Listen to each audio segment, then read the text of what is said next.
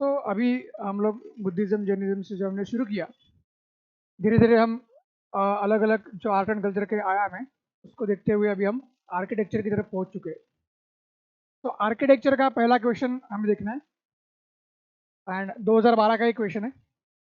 नागर, द्रविड़ एंड वेसर, ये तीनों क्या है? इंडियन आर्ट या आर्किटेक्चर के पर्सपेक्टिव से नागर, द्रविड़ एंड वेसर, ये तीनों क्या है? 3 रेशियल ग्रुप्स है जो इंडियन सबकॉन्टिनेंट में मिलते हैं। अभी ज़ाहिर सी बात है, आर्किटेक्चर का क्वेश्चन है या आर्ट का क्वेश्चन है, तो उसका और रेशियल ग्रुप का कोई कनेक्शन नहीं रहेगा, राइट? इसको आराम से हम एलिमिनेट कर ही सकते हैं। तो ये चीज़ ध्यान में रखनी है।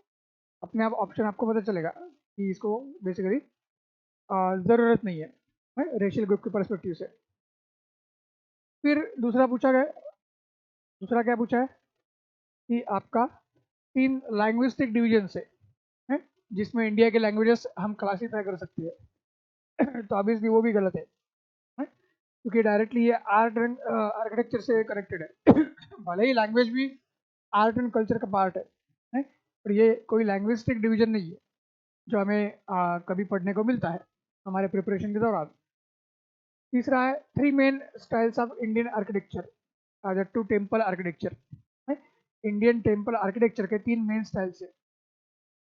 और चौथा दिया है main musical gharanas prevalent in India. ठीक है, तो पहले 2 को तो आराम से एलिमिनेट हम कर ही सकते हैं। तीसरे या चौथे में थोड़ा सा कंफ्यूजन कभी हो सकता है, नहीं, हालांकि होना नहीं चाहिए। वो क्लियर कट ऐसा फैक्चुअल एस्पेक्ट है ये कि क्लियर कट आपको वो आंसर की तरफ पहुंचा देगा, है? फिर भी जैसा हम हमेशा कहते हैं कि पढ़ा हुआ है, पढ़ने के बाद भी याद नहीं आ रहा है, रिवाइज किया हुआ है फिर भी याद नहीं आ रहा है? तो फिर नागर, द्रविड़ एंड वेसर, तो हम एग्जैक्टली आंसर कैसे चुनेंगे?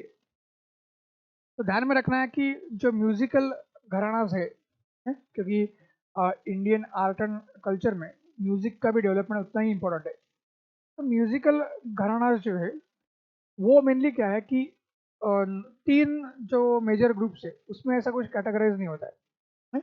इंडियन म्यूजिकल घराना जो है, घराना ये कंसेप्ट पहली बात तो आता है नॉर्थ इंडियन जो म्यूजिक है या हिंदुस्तानी क्लासिकल म्यूजिक जिसको हम कहते हैं, उसमें आता है। अगर पैन इंडिया बेसिस पे देखेंगे तो नॉर्थ इंडिया में Hindustani classical music and Deccan and south India में कार्नाटिक म्यूजिक होता है। ठीक है, तो जो डेक्कन एंड साउथ इंडिया के म्यूजिक है उस पर घराना सिस्टम नहीं है। वो सिस्टम आपको नॉर्थ इंडिया में मिलती है, और उसमें नॉर्थ इंडिया में अलग अलग रीजन के हिसाब से आपके डिफरेंट घरानाज आते हैं। 3 मेन घरानाज में सारे म्यूजिकल ट्रेडिशंस का कैटेगराइजेशन हमें बिल्कुल दिखता नहीं है? इस बात को जब हम ध्यान में लेते हैं तो अपने आप हमें पता चलेगा कि हमारा सही चुनाव क्या होना चाहिए। The correct answer that we have to get into, it is the Nagara, Dravida and Vesara. ये तीनों आपके इंडियन टेम्पल आर्किटेक्चर के स्टाइल्स आपको मिलेंगे। और इतना बेसिक तो हम सब लोग पढ़ते ही है, और बहुत बेसिक लेवल पे ये क्वेश्चन पूछा है? तो आर्ट एंड कल्चर में टेम्पल आर्किटेक्चर तो हम पढ़ते ही है, और उसमें नागर, द्रविड़ एंड वेसर, ये तीनों चीज़ें आपको देखने को मिलती है। तो अपने आप हम सही आंसर की तरफ आ सकते हैं। आगे चलते हैं। अभी देखिए फिर से कल्चरल जो हिस्ट्री है इंडिया की, उसमें एक टर्म पूछा है पंचायतन, है? एक टर्म पूछा गया है पंचायतन। तो ये जो पंचायतन जो टर्म है वो फिर से अगर पूछा है, जैसे नागर, द्रविड़ और वेसर, ये किसके लिए ये तीनों टर्म्स यूज होते हैं ये पूछा था। वैसे पंचायतन जो टर्म है वो इनमें से किसको रिफर करता है, इनमें से किसको दर्शाता है? तो assembly of the village elders, क्या उसको पंचायतन कहते हैं? थोड़ा सा कंफ्यूजन होने का चांस है क्योंकि नाम पंचायतन है, और विलेज में पंच जो होते हैं, जो हम बोलते हैं पंचनामा, तो पंच मतलब 5 लोग होते हैं और 5 लोग मिलके विलेज का जो केसेस है या जुडिशियल मैटर्स है उसको डील करते हैं। तो उसकी वजह से क्या है कि पंचायतन आपका विलेज असेंबली, वो भी एल्डर्स की, वो सही लग सकता है। फिर भी हमें पूरे सारे ऑप्शंस पढ़ने हैं।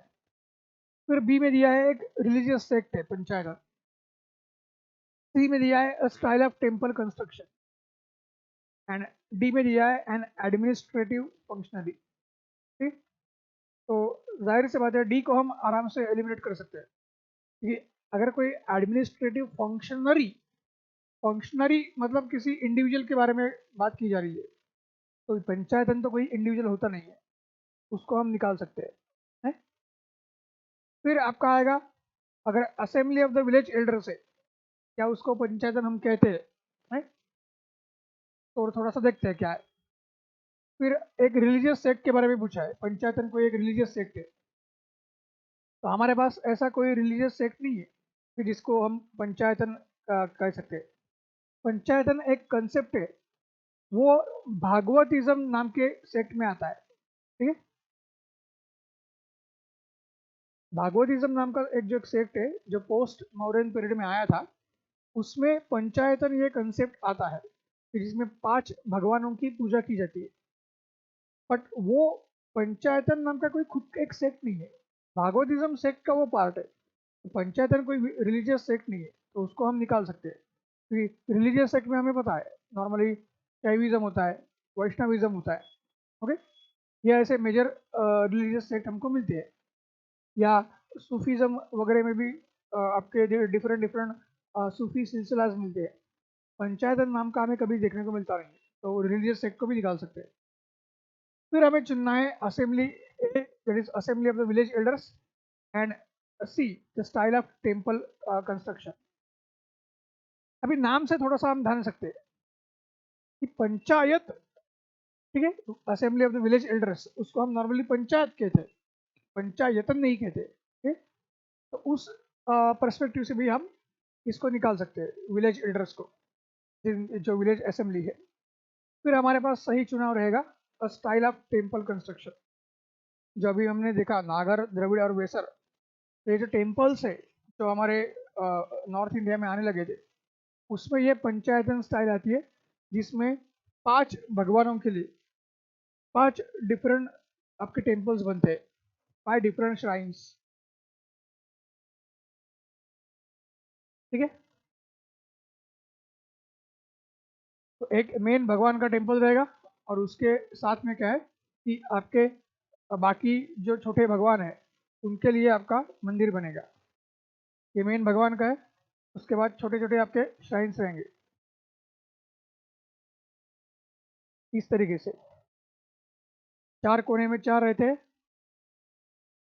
ठीक, और उसको हम क्या कहेंगे, this is called Panchayatana concept. तो फिर हमें सही आंसर मिल जाएगा।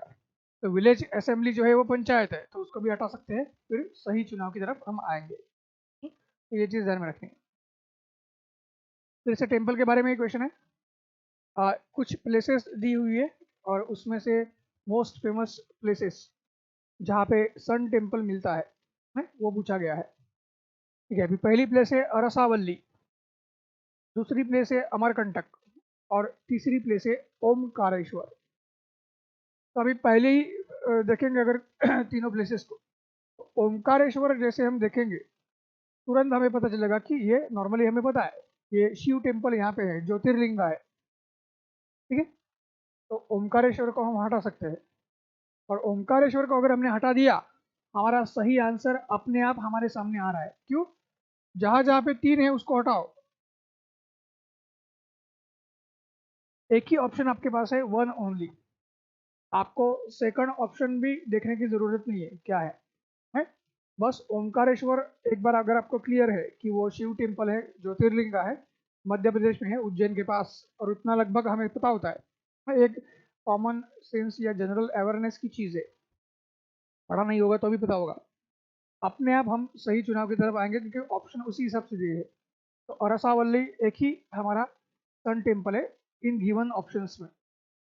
इसके अलावा आपको गुजरात में मोढेरा जो है वहाँ पे सन टेम्पल मिलेगा।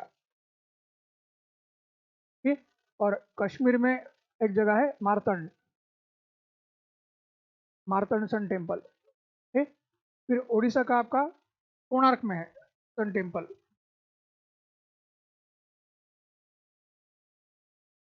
तो ये 3 और जगह है कि जहाँ पे सन टेम्पल है, पर यह गिवन ऑप्शंस में क्या है, सिर्फ अरसावल्ली में आपका सन टेम्पल आएगा। तो एलिमिनेशन मेथड जो हमारा सबसे फेवरेट दोस्त है, सबसे क्लोज दोस्त है, और हमेशा मुसीबत में काम आने वाला दोस्त है, उससे हमारा सही आंसर आ रहा है। इस बार भी मुसीबत से उसने बचाया हमको। ठीक है, बहुत आसानी से हम सही आंसर की तरफ आ चुके हैं। देखिए और एक क्वेश्चन टेम्पल के ऊपर, 64 योगिनी टेम्पल, ठीक है, जो कि मध्य प्रदेश में है। मोरेना मोरेना नाम की जगह है, मध्य प्रदेश में मोरेना नाम की एक जगह है, वहाँ पे ये 64 योगिनी टेम्पल आपका बसा हुआ है, ये दिया है। 2021 का ये क्वेश्चन है। उसके बारे में स्टेटमेंट्स ध्यान में हमको लेने हैं, और सही स्टेटमेंट कौन सा है, which of the following is correct, is और आर करेक्ट है। तो इज और आर करेक्ट है मतलब चांसेस है कि एक से ज़्यादा स्टेटमेंट सही है, और ऑप्शन में भी वैसा ही दिया हुआ है। तो हम देखते हैं अभी क्या है। It's a circular temple built during the reign of Kachchhapaghata dynasty है। कच्छ पाघट डायनेस्टी नाम की एक डायनेस्टी थी, तो वहाँ पे बेसिकली ये उनके टाइम में टेम्पल बना हुआ है, ऐसा दिया है। दूसरा, it's the only circular temple built in India. दूसरा क्या है, it's the only circular temple built in India. और यहाँ फिर से हमें यूपीएससी ने क्लू दिया है। जैसा मैंने बताया कि अगर ओनली वर्ड यूज़ किया है तो 90% केसेस, ओके, 90% केसेस में आपका वो स्टेटमेंट रॉन्ग है, ये आप मान के चलिए। तो अभी इसको मानते कि ये रॉन्ग स्टेटमेंट है, इसको एलिमिनेट किया है। एलिमिनेट किया तो जहाँ जहाँ पे 2 है निकल जाएगा, और अपने आप हमारे पास एक ही आंसर है, सी 1 और 4। तो अभी 1 और 4 तो आंसर है ही, पर वो आंसर हमने थोड़ा रिस्क लेके लाया है। अज्यूम किया कि आपका क्या है, ये सेकंड स्टेटमेंट रॉन्ग है ओनली वर्ड की वजह से, पर मैंने क्या बताया कि कई बार सही भी हो सकता है।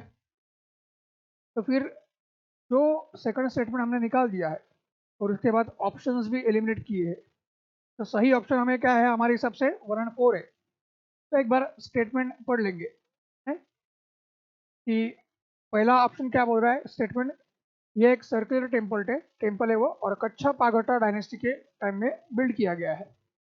और चौथा जो स्टेटमेंट बोल रहा है, इस टेम्पल का जो डिज़ाइन है उसकी वजह से ऐसा एक बिलीफ आ चुका है, पॉपुलर बिलीफ, कि पार्लियामेंट का जो बिल्डिंग बना है, इंडियन पार्लियामेंट का जो अंग्रेज़ों के समय बना, कि उसका इंस्पिरेशन यही टेम्पल है, ऐसा उन्होंने चौथे स्टेटमेंट में दिया है।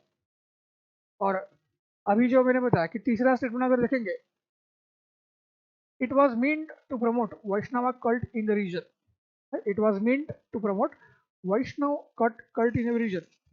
देखिए ऊपर लिखा है 64 योगिनी टेम्पल, और 64 योगिनी, ये पहली बात तो क्या है, फीमेल डेटी या गॉडेस की तरफ पॉइंट आउट करता है। विष्णु ये मेल गॉड है?